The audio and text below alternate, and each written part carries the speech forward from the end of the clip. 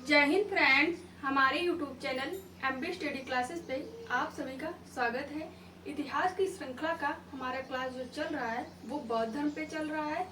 आज की क्लास का जो टॉपिक है वो बौद्ध धर्म की शिक्षाएं एंड मान्यताओं पे है। पिछली क्लास में हम लोगों ने बौद्ध धर्म के संस्थापक गौतम बुद्ध के जीवन के बारे में हम लोग जान लिए थे और उनको भेंट की गई जो विहार थे उनको जान लिए थे और जीवन काल से संबंधित जो घटनाएं थी उनसे जो प्रतीक दिए गए थे, प्रतीक चिन्ह उनको देख लिए थे। आज की क्लास में हम लोग देखेंगे बौद्ध धर्म की शिक्षाएं और मान्यताएं। आज की क्लास का जो टॉपिक है बौद्ध धर्म की शिक्षाएं एंड मान्यताएं। देखेंगे कि बौद्ध धर्म में क्या क्या शिक्षाएं दी गई थी गौतम बुद्ध के द्वारा। जो बौद्ध धर्म के संस्थापक थे गौतम बुद्ध, उनके द्वारा बौद्ध धर्म के लिए क्या क्या शिक्षाएं दी गई और उनकी क्या क्या मान्यताएं थी, इन पे आज क्लास हमारी रहेगी। तो आइए स्टार्ट करते हैं आज के क्लास का टॉपिक बौद्ध धर्म की शिक्षाएं एंड मान्यताएं। शिक्षाओं की बात करें तो शिक्षाओं में प्रमुख रूप से सबसे महत्वपूर्ण 4 आर्य सत्य हो जाते हैं, जैसे कि 4 आर्य सत्य हो जाएंगे, फिर अष्टांगिक मार्ग हो जाएंगे और समुत्पाद हो जाएगा या प्रतीत समुत्पाद कहा जाता है, पंचशील सिद्धांत हो जाएंगे, 10 शील सिद्धांत हो जाएंगे और मध्यम मार्ग था। ये बौद्ध धर्म की शिक्षाएं थी। मान्यताओं में हम लोग देखेंगे क्या क्या मान्यताएं थी बौद्ध धर्म की। तो पहले हम लोग देख लेते हैं शिक्षाएं बौद्ध धर्म की, फिर देखेंगे मान्यताएं, क्या क्या मान्यताएं थी। अगर हम शिक्षाओं की बात करें तो सबसे पहले सबसे महत्वपूर्ण है 4 आर्य सत्य जो दिए गए थे महात्मा बुद्ध द्वारा। 4 आर्य सत्य जो है ना बौद्ध धर्म की पहली शिक्षाएं हैं। 4 आर्य सत्य, 4 आर्य का मतलब होता है श्रेष्ठ और सत्य का मतलब सत्य, श्रेष्ठ सत्य। 4 आर्य सत्य हैं जो अभी तक जो क्वेश्चन बने हैं वो ऐसे ही बने कि 4 आर्य सत्य का संबंध किस धर्म से है, तो बौद्ध धर्म से है। ये कौन कौन से 4 आर्य सत्य हैं उनको देखते हैं। पहला जो है ये है दुख। पहला आर्य सत्य जो है हमारा वो दुख है। दूसरा है हमारा दुख का कारण। तीसरा है दुख का निरोध। चौथा है दुख निरोध गामिनी। ये 4 आर्य सत्य हैं जो कभी कभी लिखने के लिए आ जाते हैं या फिर कभी कॉम्पिटिटिव एग्जाम में पूछ लेते हैं 4 आर्य सत्य इनमें से कौन कौन से हैं। तो अगर पहले आर्य सत्य की बात करें वो है दुख। संसार में दुख है और दुख क्यों होता है हमें दुख, तो दुख का मेन जो रीजन रहता है जिससे हमारी इच्छाएं, अनंत इच्छाएं होती है, यही दुख का कारण होते हैं। तो दुख में देखें 4 आर्य सत्य में तो जैसे जन्म है, जन्म, मृत्यु, प्रीवियोग, प्रीवियोग, अप्रिमिलन, अप्रिमिलन और इच्छा। ये इन सब कारण जो है ना हमें दुख होता है कि जन्म मृत्यु जो होती है, जन्म भी हमारे दुख का कारण है, मृत्यु भी हमारे दुख का कारण है। प्रेमिलन वियोग, जैसे कोई प्रिय व्यक्ति हमसे मिलता है और दूर होता है वो भी दुख का कारण होता है। कोई अप्रिय व्यक्ति जिसे हम नहीं पसंद करते वो हमसे मिलता है तब भी हमें तकलीफ होती है। और जो हमारी अनंत इच्छाएं हैं यही दुख है। तो संसार दुख है। तो पहला आर्य सत्य हमारा कंप्लीट हो गया दुख। दूसरा है ये दुख का कारण कि दुख के क्या क्या कारण हैं। तो दुख के जो कारण हैं संसार में, अगर हम दुख रहते हैं तो उसके क्या क्या कारण हैं, दुख क्या है उसको हम लोगों ने देख लिया। दुख के कारण के आर्य सत्य की बात करें तो दुख का कारण जो है ना वो ईर्ष्या है, किसी से ईर्ष्या करना, किसी से ईर्ष्या करना, ईर्ष्या, द्वेष, आसक्त, लोभ, रूप, अज्ञानता और इच्छा। ये दुख के कारण होते हैं। दुख के कारण में क्या क्या है, ईर्ष्या, द्वेष, आसक्ति, लोभ, रूप, अज्ञानता और इच्छा, ये सब दुख के कारण हैं। तीसरा है दुख निरोध। दुख निरोध का क्या मतलब है कि दुख को दूर किया जा सकता है। पहला है दुख, संसार में दुख है। दूसरा है दुख का, जो दुख है उसका कोई कारण है। तीसरा है दुख निरोध, दुख को दूर किया जा सकता है। दुख निरोध का मतलब है दुख को दूर किया जा सकता है, दुख निरोध का मतलब हुआ। और इसमें ही कार्य कारण सिद्धांत, मतलब दुख है उसका कोई कारण है। दुख का कारण क्या है हम लोगों ने देख लिया है। दुख, ये जो कार्य कारण संबंध हम लोग पढ़ेंगे यहाँ पे समुत्पाद, ये यही इसी का संबंध रहता है कार्य कारण सिद्धांत से। तो अगर इन दोनों को देखें, इसमें ये जो दोनों हैं, दुख, दुख का कारण, ये जो है ऊपर के जो ये दुख और दुख के कारण आ सकते हैं, ये दिखते हैं निराशावादी। निराशावादी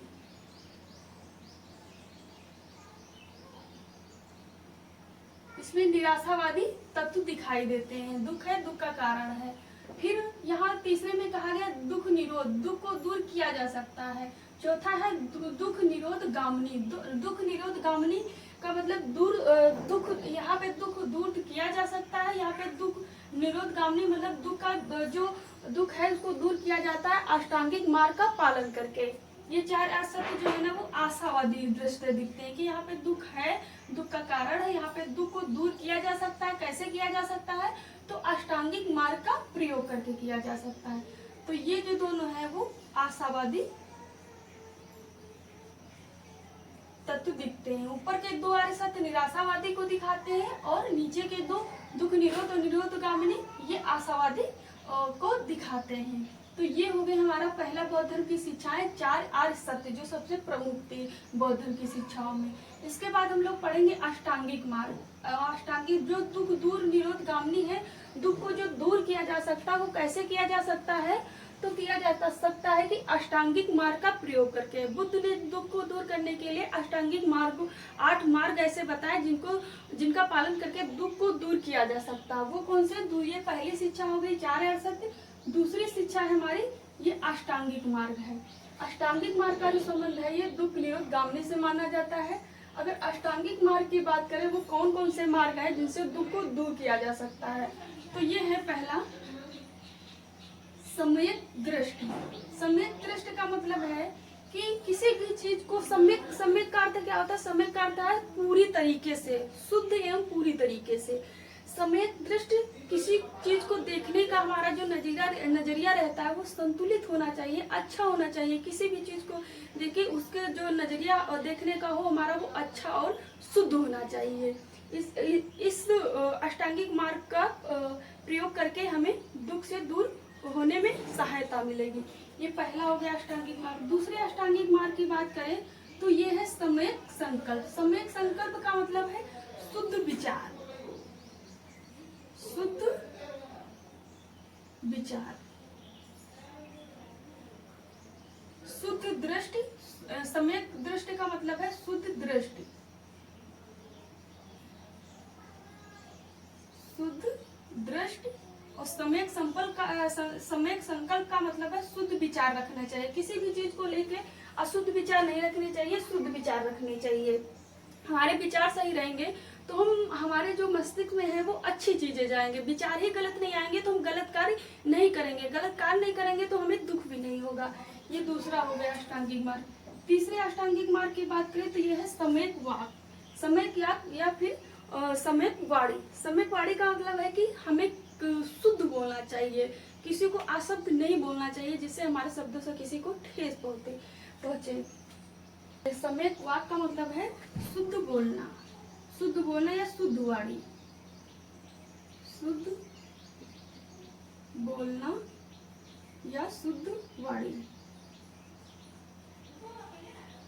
शुद्ध वाणी। इसके बाद है ये चौथा है अष्टांगिक मार्ग, वो है सम्यक आजीव। सम्यक आजीव का मतलब है जो हमें जीवन जीना चाहिए वो अच्छा जीवन व्यतीत करना चाहिए, अच्छे आचरण से व्यतीत करना चाहिए।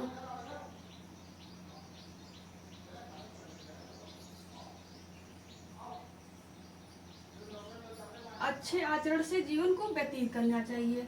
ये हो गया सम्यक आजीव का मतलब।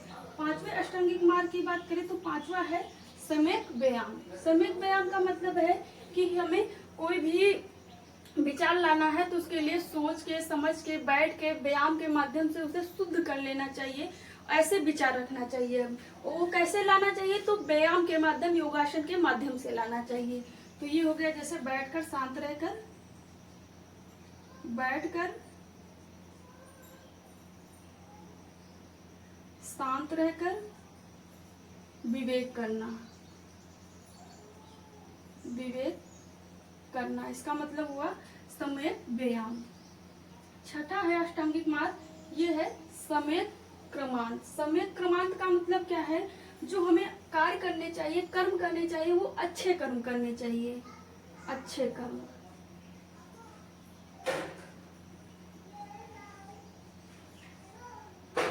सम्यक क्रमांत का मतलब है अच्छे कर्म।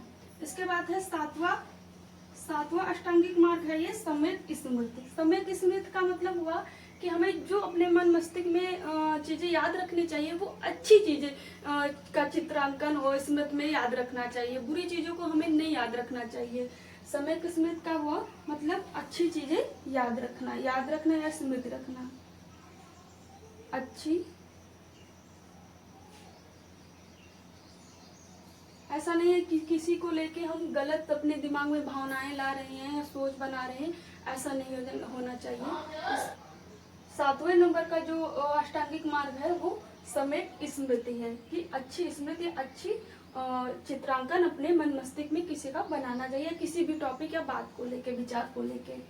आठवां है अष्टांगिक मार्ग। आठवां अष्टांगिक मार्ग है वह सम्यक समाध। सम्यक समाध का मतलब हुआ कि किसी भी टॉपिक पे, किसी भी विचार करने से पहले हमें एकांत में समाधि लेके बैठना चाहिए, विचार करना चाहिए। एकांत में बैठ के सोच विचार करके वह काम करना चाहिए। एकांत में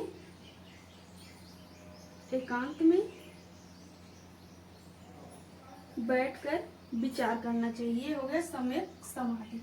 तो ये हो गए हमारे अष्टांगिक मार्ग। अष्टांगिक मार्ग को 3 भागों में बांटा गया, हम लोग नहीं देखे हैं, देख लेते हैं।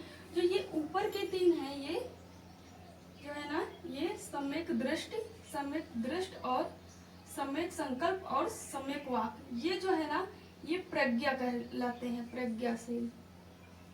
प्रज्ञा कहलाते हैं। और फिर सम्यक आजीवक,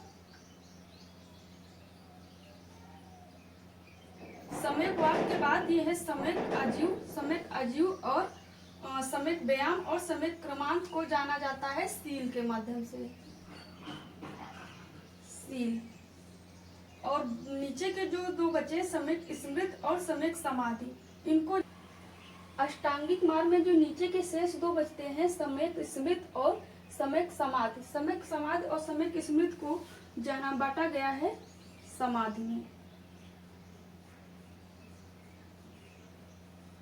अगर पूछा जाए अष्टांगिक मार्गों को कितने भागों में पहले बांटा गया, तो प्रज्ञा में बांटा गया, सील में बांटा गया और समाधि में बांटा गया है। प्रज्ञा में कौन कौन से आते हैं? तो सम्यक दृष्टि आती है, सम्यक संकल्प आता है और सम्यक वाक आती है। सील में पूछा जाए तो सील में सम्यक आजीव आता है और सम्यक व्यायाम आता है, सम्यक क्रमांत आता है। समाधि में पूछा जाए तो समाधि में सम्यक स्मृति आती है और सम्यक समाधि आती है। ये समाधि के अंतर्गत आते हैं। ये अष्टांगिक मार्गों को 3 भागों में मोटा मोटा बांटा गया था। फिर पहले को पुनः 3 भागों में बांटा गया, फिर दूसरे को पुनः 3 भागों में बांटा गया, फिर तीसरे को पुनः 2 भागों में बांटा गया। ये हो गए अष्टांगिक मार्ग। अष्टांगिक मार्ग का पालन करके जो ये दुख है, इससे दूर हुआ जा सकता है। महात्मा बुद्ध ने ऐसी शिक्षाएं दी हैं। ये जो अष्टांगिक मार्ग है, पूछा जाता है ये इनका वर्णन कहाँ मिलता है? तो अष्टांगिक मार्ग का जो वर्णन मिलता है वो तैत्तिरीय उपनिषद में मिलता है। तैत्तिरीय उपनिषद में मिलता है। और इन अष्टांगिक मार्ग को ही मध्यम प्रतिपदा कहा जाता है। मध्यम प्रतिपदा कहा जाता है। और इसी अष्टांगिक मार्ग को ही भिक्षुओं का कल्याण मित्र कहा जाता है। भिक्षुओं का कल्याण मित्र कहा जाता है।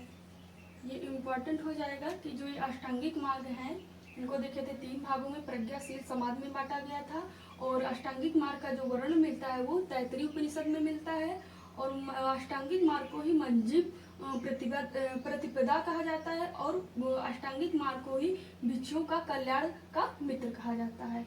ये हो गया अष्टांगिक मार्ग। अब देख लेते हैं तीसरी शिक्षा जो है गौतम बुद्ध की, वो है समुद्वाद। समुद्वाद या फिर प्रतीत समुद्वाद भी कहा जाता है। प्रतीत समुद्वाद का जो संबंध माना जाता है वो कार्य कारण सिद्धांत से माना जाता है। प्रतीत समुद्वाद का जो मतलब है वो हर कार्य के पीछे कुछ कारण है, अगर कोई कार्य है तो उसके पीछे कोई कारण है, ऐसा विचार है महात्मा बुद्ध के प्रतीत समुद्वाद की। इसमें कार्य कारण का संबंध माना जाता है, हर एक कार्य का कोई कारण होता है तभी वो होता है। कार्य कारण सिद्धांत, कार्य कारण का संबंध जो माना जाता है वो प्रतीत समुद्वाद माना जाता है। और कार्य कारण का यहाँ पे जो संबंध है वो दुख निरोध से भी माना जाता है। दूसरे आर्य सत्य से संबंध जो रखता है वो प्रतीत समुद्वाद रखता है। और चौथे आर्य सत्य से जो संबंध रखता है दुख निरोध गामिनी से, वो रखते हैं अष्टांगिक मार्ग रखते हैं। ये हो गई तीसरी शिक्षा गौतम बुद्ध की। चौथी देख लेते हैं, यह है पंचशील सिद्धांत। गौतम बुद्ध द्वारा दिए गए पंचशील सिद्धांत। हम लोग जैन धर्म में देखेंगे पंच महाव्रत है, यहाँ पे लेकिन पंचशील सिद्धांत है। तो पूछा जाए पंचशील सिद्धांत का संबंध किससे है, तो बौद्ध धर्म से है। पंचव्रत का संबंध किससे है, तो वो जैन धर्म से है। तो अगर बात करें हम पंचशील सिद्धांतों की, तो पंचशील सिद्धांत में पहला सिद्धांत है ये कि सत्य बोलना, सदा सत्य बोलना चाहिए। दूसरा है कि अहिंसा करनी चाहिए, हिंसा नहीं करनी चाहिए।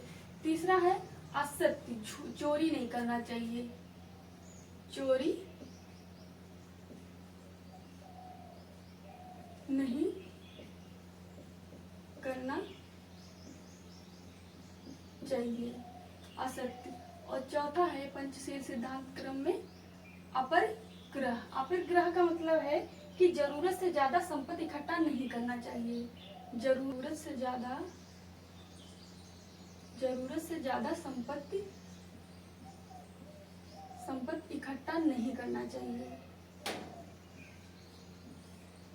अपरिग्रह का मतलब है जरूरत से ज्यादा संपत्ति इकट्ठा नहीं करना चाहिए। असत्य का मतलब है कि चोरी नहीं करना चाहिए। अहिंसा का मतलब है कि हिंसा नहीं करनी चाहिए। और पहला है सत्य बोलना चाहिए सदा। इसके बाद है पांचवा पंचशील सिद्धांत है ये ब्रह्मचर्य है, कि ब्रह्मचर्य जीवन का पालन करना चाहिए। ये है पंचशील सिद्धांत। सदा सत्य बोलना चाहिए, हिंसा नहीं करनी चाहिए, अहिंसा करनी चाहिए। असत्य मतलब चोरी नहीं करना चाहिए। अपरिग्रह मतलब जरूरत से ज्यादा हमें अपने पास संपत्ति इकट्ठा नहीं करनी चाहिए, हमें जितनी आवश्यकता है वो कि उतनी ही इकट्ठा करनी चाहिए। इसके बाद है ब्रह्मचर्य जीवन का पालन करना चाहिए। सत्य बोलने से ये जो पंचशील सिद्धांत है ये समाज में काफी शांति और समृद्ध बनाने में योगदान दी। इससे बौद्ध धर्म का जो प्रचार प्रसार था वो ज्यादा तेजी से आगे बढ़ा। सत्य बोलने से थोड़ी सी भ्रष्टाचार कम हुई। अहिंसा करने से जैसे कि व्यापारी वर्ग को प्रॉफिट हुआ, अन्य जो जीव जंतु जैसे व्यापारी वर्ग की हिंसा करने से उनको कम नुकसान हुआ। और जैसे अहिंसा रही तो पशु पक्षियों का जो है ना हिंसा कम होती, तो जिससे कृषि कार्य में बढ़ावा मिला। और असत्य चोरी करने से भी व्यापारी वर्ग को काफी आराम रहा। असत्य अपरिग्रह का मतलब हुआ कि जरूरत से ज्यादा संपत्ति इकट्ठा नहीं करनी चाहिए। इसमें भी व्यापारी वर्ग अन्य जो वर्ग थे समाज में उनको काफी सहायता मिली। और ब्रह्मचर्य का पालन करना चाहिए। ये हो गए पंचशील सिद्धांत। इसके बाद है पांचवी शिक्षा है महात्मा बुद्ध की, ये है 10 शील सिद्धांत। 10 शील सिद्धांतों में जो 10 शील है वो 5 यही है और 5 और ऐड कर दिए जाते हैं, उन्हें 10 शील सिद्धांत कहते हैं। अगर 10 शील सिद्धांत देखना है तो ये भी यहाँ से काउंट हो जाएंगे। 5 के ऊपर के जो है ये सत्य बोलना, अहिंसा और असत्य, अपरिग्रह और ब्रह्मचर्य, ये 5 हो जाएंगे। 5 इसी में और ऐड कर दिए गए हैं जिन्हें 10 शील सिद्धांत कहा जाता है। देखिए अगर 5 ये हो गए, छठा देखते हैं कि ये दोपहर के बाद भोजन नहीं करना चाहिए। 10 शील सिद्धांतों में 5 ये हो गए, इन्हें पंचशील सिद्धांत भी कहा जाता है। और पंचशील सिद्धांत में 10 शील सिद्धांत जो दिए गए वो सीधे सीधे 5 पंचशील सिद्धांत से ही उठाए गए हैं। तो छठे नंबर का जो है ये दोपहर के बाद भोजन नहीं करना चाहिए। 7वां है कि आरामदायक बिस्तर पर का प्रयोग नहीं करना चाहिए। और 8वां है मद्यपान नहीं करना चाहिए, मतलब मदिरापान नहीं करना चाहिए। इसके बाद 10 शील सिद्धांत है कि व्यभिचार मत करना चाहिए, व्यभिचारी नहीं होना चाहिए। इसके बाद 10वां शील सिद्धांत है कि कीमती आभूषण व वस्तुओं का परित्याग कर देना चाहिए। जो कीमती आभूषण वस्तुएं रहती है उनको धारण नहीं करना चाहिए, उनको इकट्ठा नहीं करना चाहिए, उनका परित्याग कर देना चाहिए। ये हो गए 10 शील सिद्धांत। 10 शील सिद्धांतों में हम लोग देख लिए। 10 शील सिद्धांत कहा जाएगा तो ये पूरा यहाँ से हो जाएगा। सत्य, अहिंसा, सत्य, परिग्रह, ब्रह्म, दोपहर के बाद भोजन नहीं करना चाहिए, आरामदायक बिस्तर का प्रयोग नहीं करना चाहिए, मद्यपान नहीं करना चाहिए, व्यभिचार मत करना चाहिए और कीमती आभूषण और वस्तुओं का परित्याग कर देना चाहिए। 10 शील सिद्धांत होंगे। इसमें से जो गृहस्थ जीवन व्यतीत करते हैं वो ये पांचों से उनको छूट रहता है। अगर नहीं पालन करेंगे तो बहुत बड़ी मतलब प्रॉब्लम नहीं होगी। बाकी ये 5 का प्रॉब्लम 5 जो ये पंचशील सिद्धांत है ये जोड़ दिया जाता है कि सभी को इनका पालन करना चाहिए। इसके बाद छठी शिक्षा है, ये है मध्यम मार्ग। मध्यम मार्ग का मतलब क्या है कि बुद्ध की जो भी शिक्षाएं दी गई हैं वो ना तो ज्यादा कठोर है ना तो ज्यादा लचीली हैं। मध्यम मार्ग का मतलब है ना ज्यादा काया कलेश से जीवन व्यतीत करना चाहिए, ना ज्यादा विलासतापूर्ण।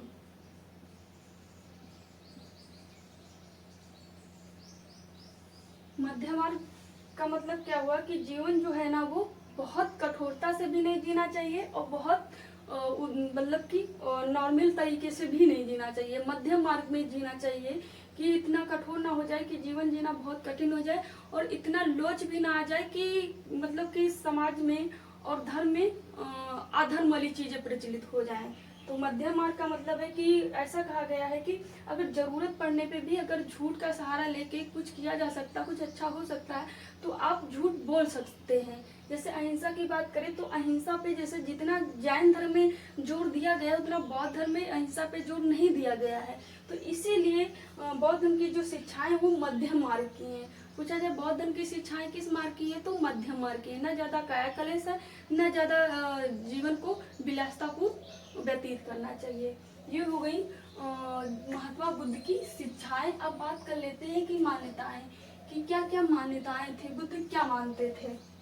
तो मान्यताओं की बात करें कि मान्यताएं क्या थी तो सबसे पहले है कि बौद्ध धर्म में जो मान्यताएं थी कि वो मूर्ति पूजा के विरोधी थे। हालांकि देखेंगे कि बुद्ध की मूर्तियों का निर्माण होता है, उनकी पूजा होती है, लेकिन स्वयं मूलभूत जो सिद्धांत दिए गए हैं, मान्यताएं दी गई हैं बुद्ध द्वारा, वो खुद मूर्ति पूजा के विरोधी थे। हालांकि महायान आगे जो बौद्ध धर्म की शाखा हो जाएगी महायान, वहाँ पे मूर्ति पूजा का प्रचलन हो जाता है। मूर्तियों का जो निर्माण है कार्य वो चालू हो जाता है महायान शाखा के अंतर्गत और मूर्तियों की पूजा प्रारंभ हो जाती है। लेकिन बुद्ध स्वयं इस चीज का विरोध करते थे कि मूर्ति पूजा नहीं होनी चाहिए। वो आगे चल के महायान शाखा के लोग मूर्ति पूजा करना प्रचलन कर दिए थे। दूसरा है वेदों का खंडन। बुद्ध जो है ना मूर्ति पूजा के विरोधी तो थे ही, उसके साथ ही वो वेदों का खंडन करते थे। वो वेदों की जो चीजें थी, कर्मकांड थे, पूछा जाए वेदों का खंडन करते थे, लेकिन जो महात्मा बुद्ध थे ना उपनिषदों से प्रभावित थे, लेकिन वेद जो थे चार उनका सीधा सीधा वो खंडन करते थे। जैसे कि वेदों में जाति पात, ऊंच नीच, वर्ण व्यवस्था की इन सबका जो है ना मतलब कि ऊंच नीच जो व्यवस्थाएं थी समाज में वो छुआछूत को जन्म देती थी। बुद्ध ऐसा नहीं पसंद करते थे, इसीलिए वेदों का खंडन करते थे।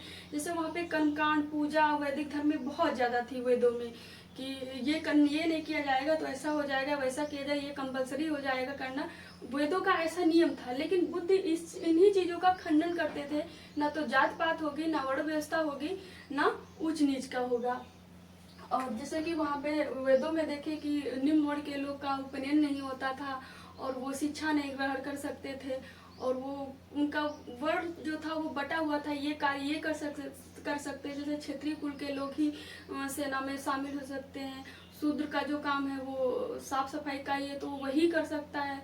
तो इन सब चीजों का जो है ना गौतम बुद्ध वो वेदों की विषय थी, इसीलिए वेदों का वो खंडन करते थे। तीसरी विशेषता है अनात्मवादी या फिर नैरात्मवादी। बुद्ध जो है ना वो आत्मा को नहीं मानते थे। ये सामान्यता हमें बौद्ध जैन धर्म में भी दिखाई देती है कि बुद्ध जो है ना वो आत्मा को नहीं मानती थी। अनात्मवादी कह सकते हैं, अनात्मवादी कह सकते हैं या नैरात्मवादी कह सकते हैं। इसके बाद चौथी मान्यता है कि क्षणिकवाद। बुद्ध मानते हैं जो जीवन और जो भी चीजें वो क्षणिक है, कोई चीजें स्थायी नहीं है। बस जैसे कि बौद्ध ग्रंथ है मिलिंद पन्हो में ऐसा कहा गया है कि जैसे पानी की लहरें रहती, एक लहर के बाद दूसरी लहर, दूसरी के बाद तीसरी, पहली मिट जाती है, फिर दूसरी मिट जाती है तो तीसरी आती है, तीसरी मिट जाती है तो चौथी आती है। तो वो हर क्षण चेंजिंग रहते, हर क्षण बदलता रहता, कोई क्षण या समय स्थायी नहीं रहते, हर एक चीज एक क्षणिकवाद है। ऐसा जो विचार था वो क्षणिकवाद का जो विचार मिलता है वो मिलिंद पन्हो में मिलता है, मिलिंद पन्हो में मिलता है। पानी की लहरों से इसकी तुलना की गई है क्षणिकवाद की। कोई भी चीज अगर दुख है तो दुख भी स्थायी नहीं है, दुख आएगा उसके बाद फिर सुख आएगा, सुख भी है तो वो भी स्थायी नहीं है, उसके बाद फिर दुख आएगा। तो इसी को जो है ना गौतम बुद्ध क्षणिकवाद सिद्धांत के अंतर्गत कहेंगे। पांचवी मान्यता है कर्मवादी। महात्मा बुद्ध विश्वास करते थे कर्मवादी कार्य में कि आप जैसा कार्य करेंगे वैसा फल पाएंगे। तो इनकी जो मान्यता है बुद्ध की वो कर्मवादी मान्यता है कि कर्म करना चाहिए, अच्छे कर्म करना चाहिए, जैसे कर्म करेंगे वैसा ही अगले जन्म में उसका उपभोग करेंगे। छठी है पुनर्जन्म में विश्वास। बुद्ध पुनर्जन्म में विश्वास करते थे, अगर आपके जैसे कर्म होंगे इस जन्म में, पुनर्जन्म जो होगा वो ऐसे उनका उपभोग करने के लिए आपका पुनर्जन्म होगा। जैसे यहाँ पे अच्छे कर्म करें या बुरे कर्म, जैसे भी कर्म करेंगे आप इन्हीं कर्मों का उपभोग करने के लिए आपका पुनर्जन्म दोबारा जन्म होगा। तो बौद्ध धर्म में बुद्ध पुनर्जन्म में विश्वास रखते थे। इसके बाद है सातवीं मान्यता अनिश्वरवादी। बुद्ध जो है ना वो ईश्वर में विश्वास नहीं रखते थे। बुद्ध ईश्वर की जब बात आती थी तो वो हमेशा मौन हो जाते थे, न्यूट्रल हो जाते थे, इस पे कोई खास जवाब नहीं देते थे। तो वो अनिश्वरवादी ईश्वर को नहीं मानते, या फिर कह सकते हैं कि अगर पूछा जाए बुद्ध ईश्वर को मानते थे या नहीं मानते थे, तो अगर ऑप्शन में मौन आ जाए कि मौन रहते थे या फिर नहीं मानते थे, तो मौन रहना ज्यादा बेटर ऑप्शन होगा। कि हमेशा ईश्वर की जब टॉपिक आता था ईश्वर है या नहीं हो, ऐसे टॉपिक पे वो मौन रहते थे। मतलब वो जो महात्मा बुद्ध थे वो अनिश्वरवादी थे, वो ईश्वर को नहीं मानते थे। आठवीं मान्यता है कि जात प्रथा के विरोधी थे। जात प्रथा के विरोधी थे कि जो समाज में ऊंच नीच जाति प्रथाएं प्रचलित थी, बुद्ध जात प्रथा के विरोधी थे। नवा है वो निर्वाण परम लक्ष्य मानते थे। जीवन का जो परम लक्ष्य मानते थे वो निर्वाण मानते थे। निर्वाण में क्या होता है कि हमें जन्म मृत्यु के चरण से जो है ना छुटकारा मिल जाता था, ना दोबारा जन्म होगा ना मरण होगा। ऐसी जब सिचुएशन हम प्राप्त कर लेते थे तो उसे निर्वाण कहा जाता था। तो बुद्ध के शिक्षाओं में और मान्यताओं में निर्वाण जो है ना बुद्ध का परम लक्ष्य था। इसके बाद है ये 10वां कि वो भाग्यवादी विचारधारा के विरोधी थे। वो भाग्य पे विश्वास नहीं रखते थे, वो कर्म पे विश्वास रखते थे कि आप जैसा कर्म करेंगे आप वैसा उपभोग करेंगे। वो भाग्य का विरोधी थे कि हमारे भाग्य में जो है वो होगा या होके रहेगा, ऐसी मान्यताओं को वो नहीं मानते थे। तो वो भाग्यवादी विचारधारा के विरोधी थे। तो ये हो गई बुद्ध की जो मान्यताएं थी। वो मूर्ति पूजा के विरोधी थे, वेदों का खंडन करते थे, वो आत्मा को नहीं मानते थे, हर चीज को वो क्षणिकवाद मानते थे, वो कर्मवादी थे, कर्म पे विश्वास करते थे, पुनर्जन्म में विश्वास करते थे, ईश्वर को नहीं मानते थे, जात प्रथा के विरोधी थे, और निर्वाण जो है ना बौद्ध धर्म का परम लक्ष्य था। और भाग्यवादी जो विचारधारा थी उनका वो विरोध करते थे। इसके बाद शिक्षाओं में बात करें तो ये 4 आर्सत्य हैं। 4 आर्सत्य के बाद अष्टांगिक मार्ग है, फिर समुत्पाद या प्रतीत समुत्पाद है, फिर पंचशील सिद्धांत है, फिर 10शील सिद्धांत है, और बुद्ध की जो शिक्षाएं थी वो मध्यम मार्ग की थी। बाकी ये मान्यताएं होगी बौद्ध धर्म की। आज का क्लास हमारा पूरा हुआ। बाकी आज के लिए जय हिंद। कल की क्लास में हम लोग देखेंगे जो है ना बौद्ध संगीतिया, और देखेंगे बौद्ध दर्शन साहित्य जो थे। बाकी आज के लिए जय हिंद।